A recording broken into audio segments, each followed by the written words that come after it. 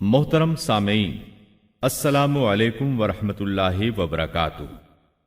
किताब सुन्नत की इशाअत के आलमी इदारे दारुस्सलाम की तरफ से आपकी खिदमत में तख्लीक कायनात और तख्लीक आदम अलैहिस्सलाम से लेकर ईसा अलैहिस्सलाम तक तमाम अंबिया और कौमों का तस्करा क़िससुल अंबिया पेश किया जा रहा है। शुरू अल्लाह के नाम से जो बड़ा मेहरबान निहायत रहम वाला है। सूरतुन नम्ल आयत 16 में है। और दाऊद के वारिस सुलेमान हुए, कहने लगे, लोगों, हमें परिंदों की बोली सिखलाई गई है और हम सब कुछ दिए गए हैं। बेशक ये बिल्कुल खुला हुआ फजले इलाही है। यहाँ विरासत से मुराद माल नहीं बल्कि बादशाहत और नबुव्वत मुराद है। अल्लाह ताला ने उन्हें ऐसा बादशाह बनाया कि सारी दुनिया में उन जैसा कोई नहीं हुआ। आपसे बढ़कर बादशाहत भी किसी की ना हो सकी, क्योंकि खुद सुलेमान अलैहिस्सलाम ने यह दुआ की थी कि इलाही मुझे ऐसी सल्तनत अता फरमा कि जो मेरे बाद और किसी के शायान शान न हो। कहा कि ऐ मेरे रब, मुझे बख्श दे और मुझे ऐसा मुल्क अता फरमा जो मेरे सिवा किसी शख्स के लायक न हो। तू बड़ा ही देने वाला है। बस हमने हवा को उनके माताहत कर दिया। वो आपके हुक्म से जहां आप चाहते नरमी से पहुंचा दिया करती थी, और ताकतवर जिन्नों को भी उनका माताहत कर दिया। हर इमारत बनाने वाले को और गोताखोर को और दूसरे जिन्नात को भी जो जंजीरों में जकड़े रहते थे। जिन्न सुलेमान अलैहिस्सलाम के हुक्म से बुलंदो बाला इमारतें तामीर करते थे। दरियाओं में गोता लगाकर उनसे हीरे जवाहिरात और मोती वगैरह निकालते थे। दूसरे जो काम आम इंसानों की ताकत से ज्यादा होते थे वो आप जिन्नों से लिया करते थे। जो जिन्न आपके हुक्म से सरताबी करते या शरारतें करके काम में रुकावट डालते या दूसरों को तंग करते तो आप उन्हें जंजीरों में जकड़कर कैद खाने में डाल देते।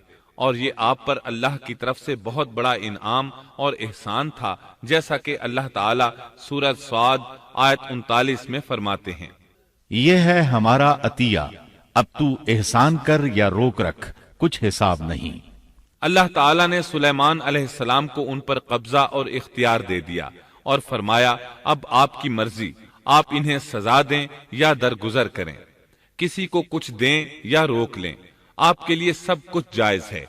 दूसरे मकाम पर अल्लाह ताला सूरह सबा आयत 12 में फरमाते हैं, और उसके रब के हुक्म से बास जिन्नात उसकी माताहती में उसके सामने काम करते थे, और उनमें से जो भी हमारे हुक्म से सरकशी करे हम उसे भड़कती हुई आग के अजाब का मजा चखाएंगे।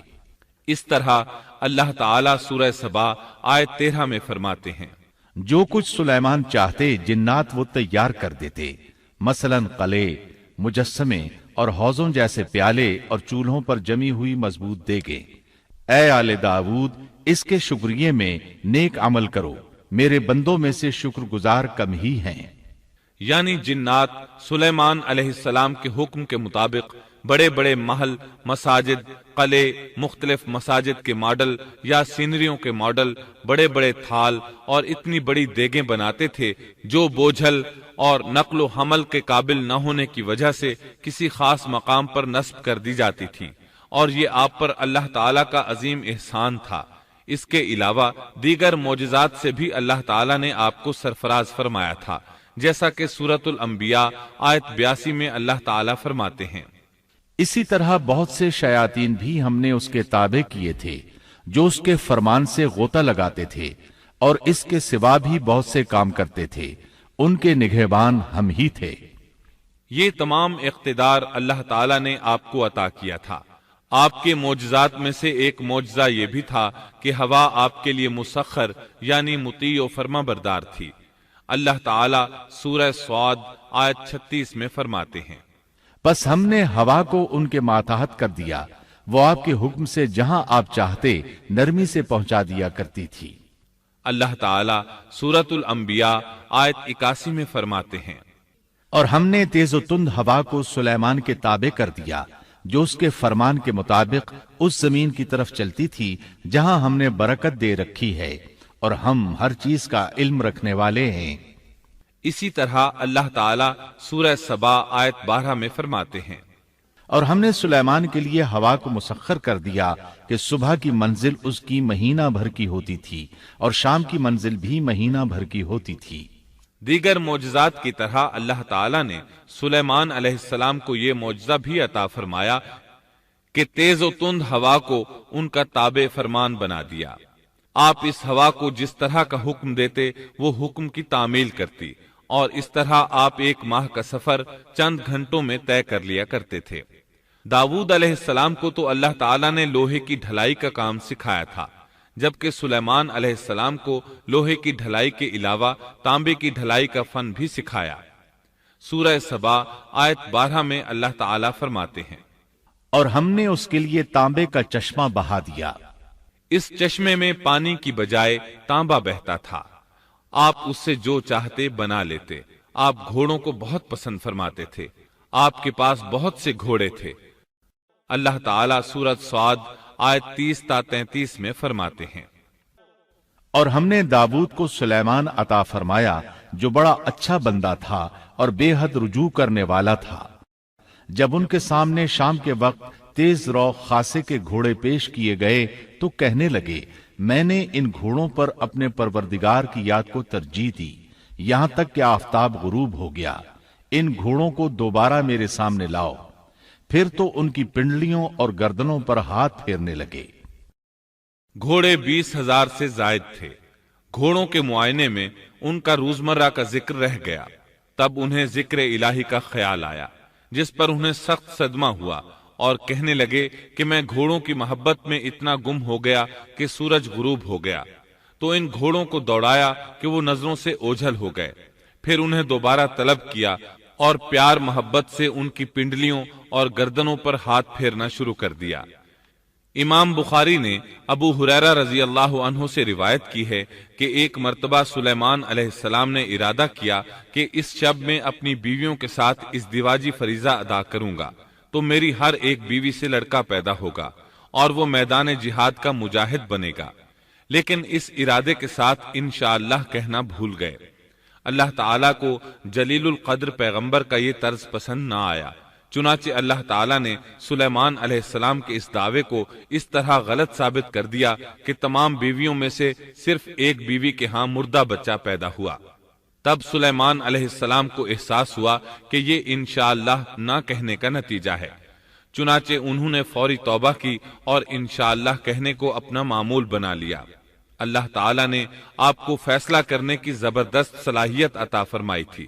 سورۃ الانبیاء آیت 87 میں ہے، اور داؤد اور سلیمان کو یاد کیجئے جبکہ وہ کھیت کے معاملے میں فیصلہ کر رہے تھے کہ کچھ لوگوں کی بکریاں اس میں چر چگ گئی تھیں اور ان کے فیصلے میں ہم موجود تھے۔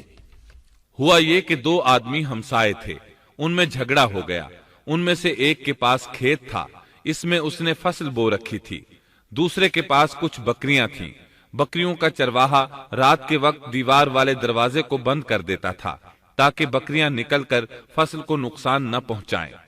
ایک دن وہ دروازہ بند کرنا بھول گیا، بکریاں کھیت میں آ کر چرنے لگیں، فصل خراب ہو گئی۔ دونوں داؤد علیہ السلام کے پاس آئے، اپنا مقدمہ پیش کیا۔ داؤد علیہ السلام قاضی بھی تھے۔ اس وقت سلیمان علیہ السلام کہیں گئے ہوئے تھے۔ داؤد علیہ السلام مقدمہ سن کر کہنے لگے، یہ بکریوں والے کی سستی کا نتیجہ ہے، اس کا حل یہی ہے کہ وہ تیری بکریاں اپنی تحویل میں لے لے۔ دونوں فریق باہر نکلے تو سلیمان علیہ السلام سے ملاقات ہوئی۔ انہوں نے تفصیل سن کر فرمایا، میرے ساتھ آؤ۔ وہ انہیں داؤد علیہ السلام کے پاس لے آئے اور بولے، اس مقدمے کا اس سے بہتر فیصلہ یہ ہے کہ یہ بکریاں زمین والے کو دے دیں اور زمین بکریوں والے کو۔ جب بکریوں والا زمین کو پہلی حالت میں اگا دے گا تو آپ دونوں کی چیزیں انہیں لوٹا دیں۔ اس دوران کھیتی کا مالک بکریوں کے دودھ سے فائدہ حاصل کرتا رہے گا۔ یہ فیصلہ زیادہ بہتر ہے۔ اس سے بکریوں والا اپنی بکریوں سے بالکل محروم نہ ہوا اور کھیتی والے کا نقصان پورا ہو گیا۔ یہ فیصلہ آپ کو اللہ تعالیٰ نے سمجھایا تھا۔ اللہ تعالیٰ سورۃ الانبیاء آیت 89 میں فرماتے ہیں، ہم نے اس کا صحیح فیصلہ سلیمان کو سمجھا دیا، ہاں ہر ایک کو ہم نے علم و حکمت سے نوازا تھا۔ بخاری اور مسلم میں ایک حدیث ہے، اس میں اسی قسم کا ایک واقعہ بیان ہوا ہے کہ دو عورتیں اپنا مقدمہ داؤد علیہ السلام کے پاس لائیں۔ دونوں کو اللہ نے ایک ایک بچہ دے رکھا تھا۔ ایک بھیڑیے نے حملہ کر کے بڑی عمر والی کا بچہ چیر پھاڑ ڈالا۔ عورت چالاک تھی، اس نے چھوٹی عمر والی کا بچہ چھین لیا کہ یہ میرا بچہ ہے۔ داؤد علیہ السلام نے دیکھا بچہ بڑی عورت کے پاس ہے تو اس کے حق میں فیصلہ دے دیا۔ سلیمان علیہ السلام نے داؤد علیہ السلام سے اجازت چاہتے ہوئے کہا، کیا میں اس مقدمے کا فیصلہ کر سکتا ہوں؟ انہوں نے اجازت دے دی۔ سلیمان علیہ السلام نے عورت سے کہا، بچہ مجھے دے دو۔ بچہ ہاتھ میں لے کر انہوں نے تلوار نکالی اور دونوں عورتوں سے فرمایا، میں اس کے 2 ٹکڑے کر کے تم دونوں میں برابر برابر تقسیم کرنے لگا ہوں۔ یہ سن کر بڑی عورت بولی کہ ٹھیک ہے، جبکہ چھوٹی عورت مامتا کی وجہ سے چلا اٹھی کہ آپ اسے زندہ رہنے دیں اور اسے دے دیں۔ یہ سنتے ہی سلیمان علیہ السلام بول اٹھے، تو ہی اس کی ماں ہے، جس سے اپنے بچے کے ٹکڑے دیکھنا برداشت نہ ہو سکا، پھر بچہ اسے دے دیا۔ سلیمان علیہ السلام کا ایک تیسرا واقعہ قرآن میں یوں ہے، سورۃ النمل آیت 17 اور 18 میں ہے، اور سلیمان کے سامنے ان کے تمام لشکر جنات، انسان اور پرندوں میں سے جمع کیے گئے، ہر قسم الگ الگ کھڑی کر دی گئی۔ جب وہ چیونٹیوں کے میدان میں پہنچے تو ایک چیونٹی نے کہا، اے چیونٹیوں، اپنے اپنے گھروں میں گھس جاؤ، ایسا نہ ہو کہ بے خبری میں سلیمان اور ان کا لشکر تمہیں روند ڈالے۔ ان تمام لشکروں کو اکٹھا کیا گیا تھا۔ اللہ تعالی نے چیونٹی کی یہ بات سلیمان علیہ السلام کو سنوا دی۔ سورہ نمل آیت 19 میں ہے، اس کی اس بات پر سلیمان مسکرا کر ہنس پڑے اور دعا کرنے لگے کہ اے پروردگار، تو مجھے توفیق دے کہ میں تیری ان نعمتوں کا شکر بجا لاؤں جو تو نے مجھ پر انعام کی ہیں، اور میں ایسے نیک اعمال کرتا رہوں جن سے تو خوش رہے، اور مجھے اپنی رحمت سے نیک بندوں میں شامل فرما۔ آپ کا ایک واقعہ ملکہ بلقیس کے ساتھ پیش آیا۔ سورہ نمل آیت 20 تا 25 میں ہے، آپ نے پرندوں کی دیکھ بھال کی اور فرمانے لگے، کیا بات ہے کہ ہدہد نظر نہیں آ رہا؟ کیا وہ واقعی غیر حاضر ہے؟ یقیناً میں اسے سخت سزا دوں گا یا اسے ذبح کر ڈالوں گا، یا وہ میرے سامنے کوئی معقول وجہ بیان کرے۔ کچھ زیادہ دیر نہ گزری تھی کہ اس نے آ کر کہا، میں ایک ایسی خبر لایا ہوں کہ آپ کو اس کی خبر ہی نہیں، اور میں سبا کی ایک سچی خبر آپ کے پاس لایا ہوں۔ میں نے دیکھا ہے کہ ان کی بادشاہ ایک عورت ہے جسے ہر قسم کی چیز سے کچھ نہ کچھ دیا گیا ہے، اور اس کا تخت بھی بڑا عظیم ہے۔ میں نے اسے اور اس کی قوم کو اللہ تعالیٰ کو چھوڑ کر سورج کو سجدہ کرتے ہوئے پایا ہے۔ شیطان نے ان کے کام مزین کر کے انہیں دکھلا کر سیدھے راستے سے ہٹا دیا ہے، پس وہ ہدایت پر نہیں آتے کہ اسی اللہ کو سجدہ کریں جو آسمانوں اور زمینوں کی پوشیدہ چیزوں کو باہر نکالتا ہے، اور جو کچھ تم چھپاتے اور ظاہر کرتے ہو وہ سب کچھ جانتا ہے۔ ہدہد نے اللہ تعالیٰ کی یہ صفت اس لیے بیان کی کہ یہ اپنی حس کے ذریعے زمین میں پانی والے حصے کا پتہ چلا لیتا ہے۔ سلیمان علیہ السلام کو بھی یہی ہدہد بتایا کرتا تھا کہ پانی کہاں ہے، پھر آپ جنات کے ذریعے پانی نکلواتے تھے۔ یہ اطلاع سن کر سلیمان علیہ السلام حیران ہوئے۔ آپ نے ہدہد سے کہا، ہم ابھی تمہاری بات کی تصدیق کر لیتے ہیں۔ سورہ نمل آیت 27 اور 28 میں ہے، سلیمان نے کہا، اب ہم دیکھیں گے کہ تو نے سچ کہا ہے یا تو جھوٹا ہے۔ میرے اس خط کو لے جا کر انہیں دے دے، پھر ان کے پاس سے ہٹ آ اور دیکھ کہ وہ کیا جواب دیتے ہیں۔ آپ نے ایک خط لکھ کر اسے دیا۔ ہدہد وہ خط لے کر ملکہ بلقیس کے محل پہنچا۔ خط اس کے سامنے گرا کر خود دیوار پر جا بیٹھا۔ خط دیکھ کر ملکہ بلقیس نے کہا، وہ کہنے لگی، اے سردارو، میری طرف ایک باوقت خط ڈالا گیا ہے جو سلیمان کی طرف سے ہے، اور جو بخشش کرنے والے مہربان اللہ کے نام سے شروع ہے، یہ کہ تم میرے سامنے سرکشی نہ کرو اور مسلمان بن کر میرے پاس آ جاؤ۔ اس نے کہا، اے میرے سردارو، تم میرے اس معاملے میں مجھے مشورہ دو۔ میں کسی امر کا قطعی فیصلہ جب تک تمہاری موجودگی اور رائے نہ ہو نہیں کیا کرتی۔ ان سب نے جواب دیا کہ ہم طاقت اور قوت والے، سخت لڑنے بھیڑنے والے ہیں، آگے آپ کو اختیار ہے، آپ خود ہی سوچ لیجئے کہ ہمیں آپ کیا کچھ حکم فرماتی ہیں۔ اس نے کہا کہ بادشاہ جب کسی بستی میں گھستے ہیں تو اسے اجاڑ دیتے ہیں اور وہاں کے باعزت لوگوں کو ذلیل کر دیتے ہیں، اور یہ لوگ بھی ایسا ہی کریں گے، میں انہیں ایک ہدیہ بھیجنے والی ہوں، پھر دیکھ لوں گی کہ قاصد کیا جواب لے کر لوٹتے ہیں۔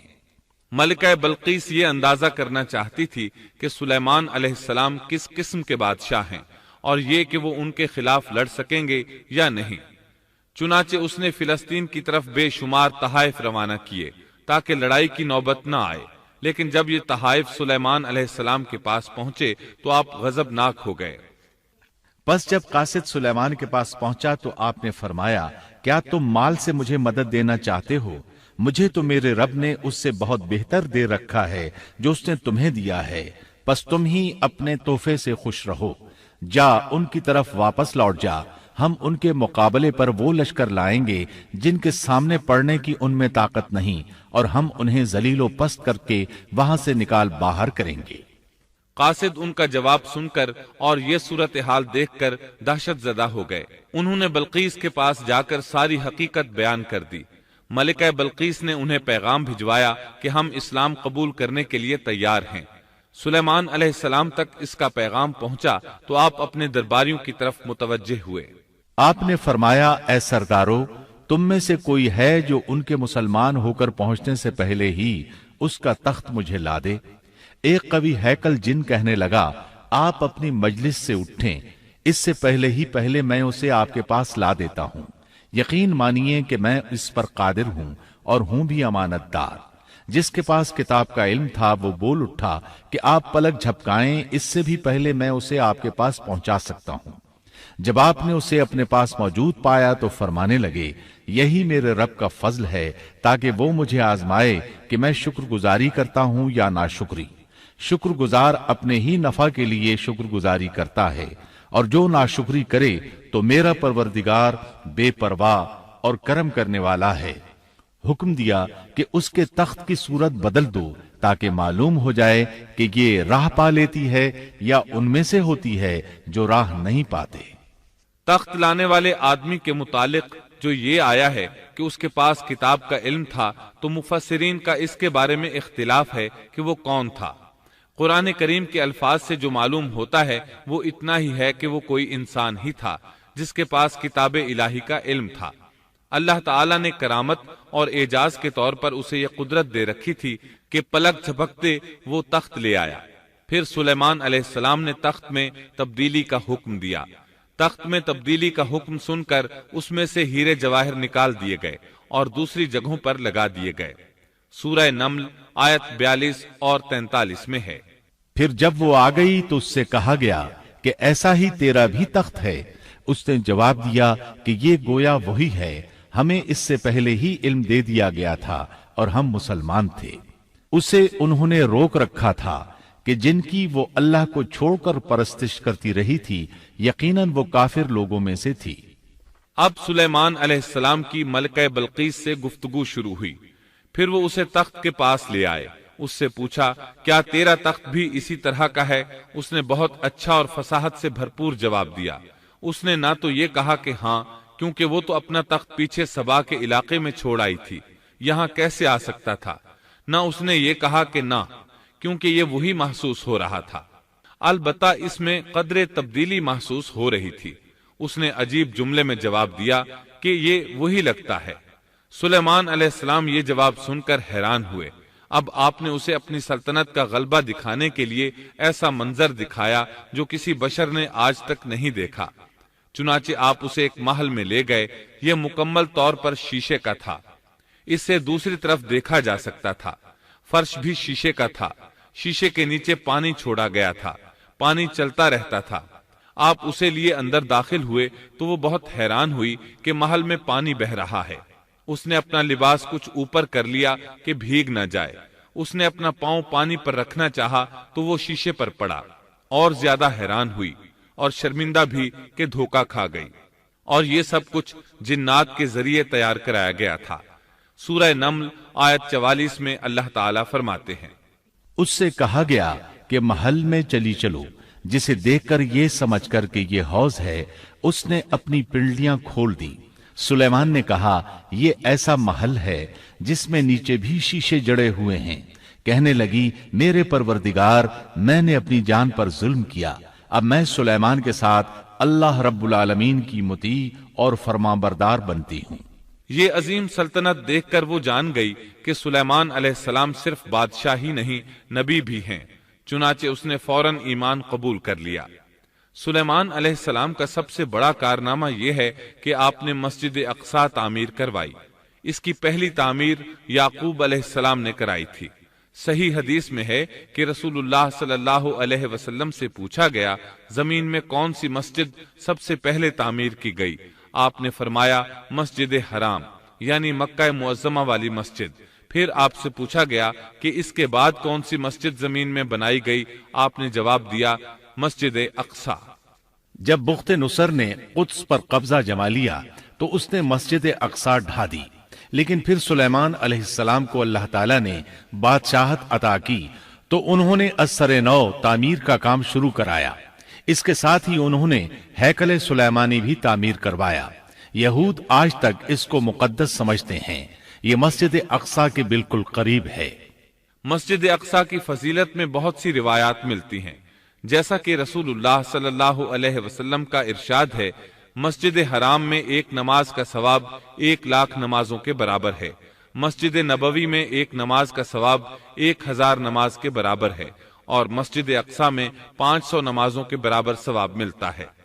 मुस्नद अहमद में अब्दुल्लाह बिन अम्र बिन आस रजी अल्लाह अन्हुमा से रिवायत है कि रसूलुल्लाह सल्लल्लाहु अलैहि वसल्लम ने फरमाया, जब सुलेमान अलैहिस्सलाम ने बैतुल मक़दिस को तामीर किया तो अल्लाह ताला से 3 दुआएं मांगी। उनमें से अल्लाह ताला ने 2 कबूल फरमाई और एक के बारे में हम उम्मीद रखते हैं कि वो हमें मिलेगी। उन्होंने पहला सवाल ये किया कि मुझे ऐसी हुकूमत दे जो तेरी हुकूमत के मुआफिक हो, यानी अदल व इंसाफ की फरावानी हो और किसी पर जुल्म व ज्यादती ना हो। अल्लाह ने ये दुआ कबूल फरमाई। दूसरा सवाल ये किया, मुझे ऐसा मुल्क अता फरमा जो मेरे सिवा किसी शख्स के लायक ना हो। अल्लाह ताला ने ये दुआ भी कबूल फरमा ली।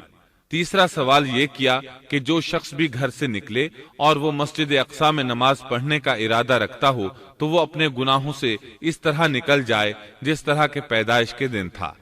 इस तीसरे सवाल के मुतालिक रसूलुल्लाह सल्लल्लाहु अलैहि वसल्लम ने फरमाया, उम्मीद है ये दुआ अल्लाह ने हमारे लिए रख ली हो। अल्लाह ताला ने उन्हें इस कदर ताकत और कुदरत अता फरमाई थी, लेकिन इसके बावजूद आप बशर थे और मौत हर बशर को पहुंचकर रहती है।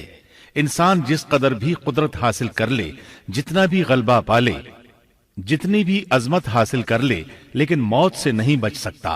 अल्लाह ताला ने तो नबी करीम सल्लल्लाहु अलैहि वसल्लम के मुताल्लिक फरमाया है, सूरत ज़ुमर आयत 30 में है, बेशक खुद आपको भी मौत का मजा चखना है और ये सब भी मरने वाले हैं। अल्लाह ताला ने चाहा कि सुलेमान अलैहिस्सलाम की मौत से भी लोगों को इबरत हो और निशानियां जाहिर हों, क्योंकि उस दौर में लोग जिन्नात के फितने में मुब्तला थे। ये ख्याल करते थे कि जिन्नात को गैब का इल्म है। अल्लाह ताला ने चाहा कि लोगों को सुलेमान अलैहिस्सलाम की मौत के जरिए बताएं कि जिन्नात को इल्म गैब नहीं है। एक दिन सुलेमान अलैहिस्सलाम ने जिन्नात को सख्ती के साथ मुसख्खर किया और वो आपके सामने काम करने लगे। आप उनकी निगरानी करते रहते। जिन्नात के दिलों में आपका बहुत खौफ था। आप उन्हें सुस्ती करने पर सख्त सजा देते थे। आप खड़े उनकी निगरानी कर रहे थे। उस वक्त आपकी उम्र 150 साल थी। जिन्नात बैतुल मक़दिस की तामीर में मसरूफ थे। ऐसे में आपने अपना असा पकड़ा और उस पर अपनी हथेलियां टिका दी, फिर हथेलियों पर अपना सर रख दिया। इस तरह उनकी निगरानी करते रहे। इसी हालत में अल्लाह ताला ने आपकी रूह कब्ज कर ली, ताहम आपकी आंखें खुली रहीं। उधर जिन मुसलसल काम में लगे रहे। वो यही ख्याल करते रहे कि सुलेमान अलैहिस्सलाम जिंदा हैं और उन्हें देख रहे हैं। आपका खलीफा आया तो वो जान गया आप इंतकाल कर गए हैं, लेकिन उसने भी जिन्नात पर यह बात जाहिर न की। इस तरह 2 साल गुजर गए। जिन इस कदर सख्त निगरानी पर हैरान थे। वो देख रहे थे कि 2 साल से सुलेमान अलैहिस्सलाम ने हरकत तक नहीं की, पलक तक नहीं झपकी। उधर अल्लाह ताला ने दीमक को सुलेमान अलैहिस्सलाम के असा पर मुसल्लत कर दिया। वो अंदर अंदर लाठी को खोखला करती रही। आखिर लाठी टूट गई। सुलेमान अलैहिस्सलाम जमीन पर गिर गए। اس وقت جنات کو پتا چلا کہ انہیں فوت ہوئے تو عرصہ دراز ہو چکا ہے۔ تب انسانوں کو بھی معلوم ہو گیا کہ جنات کو غیب کا علم نہیں ہے۔ اللہ تعالیٰ سورہ سبا آیت 14 میں فرماتے ہیں، پھر جب ہم نے ان پر موت کا حکم بھیج دیا تو ان کی خبر جنات کو کسی نے نہ دی سوائے گھن کے کیڑے کے جو ان کے عصا کو کھا رہا تھا۔ پس جب سلیمان گر پڑے تو اس وقت جنات نے جان لیا کہ اگر وہ غیب دان ہوتے تو اس ذلت کے عذاب میں مبتلا نہ رہتے۔ اس طرح اللہ تعالیٰ نے لوگوں کو مطلع کر دیا کہ جنات بھی مخلوق ہیں، غیب دان نہیں۔ اللہ تعالیٰ ہی ان پر قادر ہے۔ اور اسی کے ساتھ سلیمان علیہ السلام کا قصہ اپنے اختتام کو پہنچا۔